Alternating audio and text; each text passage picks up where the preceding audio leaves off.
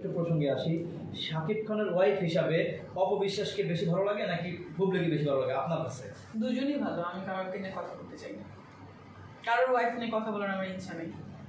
মাঝখানে আমি বুবলি আপুকে নিয়ে কথা বলেছিলাম, বিকজ উনি বলেছিল যে সুপারস্টারকে নিয়ে কথা বলে অনেকে ভাইরাল হচ্ছে, মিথ্যা কথা বলছে। তো সে কীভাবে জানলো যে আমি মিথ্যা কথা বলছি? এটা প্রথম প্রশ্ন।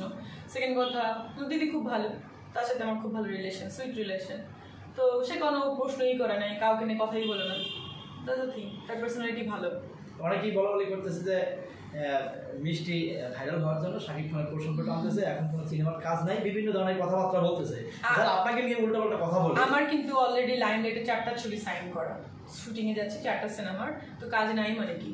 আমি তো সিনেমা করেই টাইম দিতে পারছি না, আমার ক্লিনিকে এত পেশেন্ট, আমার বিজনেসে তো টাইম দিতে হয়, আমার দুবাইতে আমি জব করি, সো আমি যাই না। আপু, আপনার রোলেক্সের ঘড়ি সম্পর্কে যদি একটু বলতেন, অনেক নায়িকা কিন্তু এইসব বিষয় নিয়ে এটা দরকার নেই, 1-2 মিনিট। না না ভাই, আর রোলেক্স নিয়ে বলুন না, সবাইরে বলছে একই টপিক নিয়ে বললে। আমাদের বলেন নাই, জাস্ট 1 মিনিট। যে বাংলাদেশের নায়িকারা কিন্তু আপনার মতো এরকম লাইভ ফিট করে না, বাট আপনি রোলেক্সের ঘড়ি হাতে দেন, আইফোন ইউজ করেন। অনেকে ভাই আমি বলেছি আমার সবকিছু আমি গিফট পেয়েছি, ঠিক আছে? গিফট পাইতে তো আসলে লাইট বা লিড করার কিছু না, সবাই গিফট পায়, কেউ বলে কেউ বলে না। আমি গিফট পাই, আমি ওপেনলি বলেছি। আপনার রোলেক্সের ঘড়িটার দাম কত যদি একটু দেখাতেন? আপু আসলে অনেকের ইচ্ছা থাকে যে নায়িকাদের মানে লাইভটা আমরা দেখতে চাই। আপনার মানে ফ্যান ফলোয়ার। আমার ড্রেসটা আমি আমার থেকে কিনেছি, অনেক দামি ড্রেস।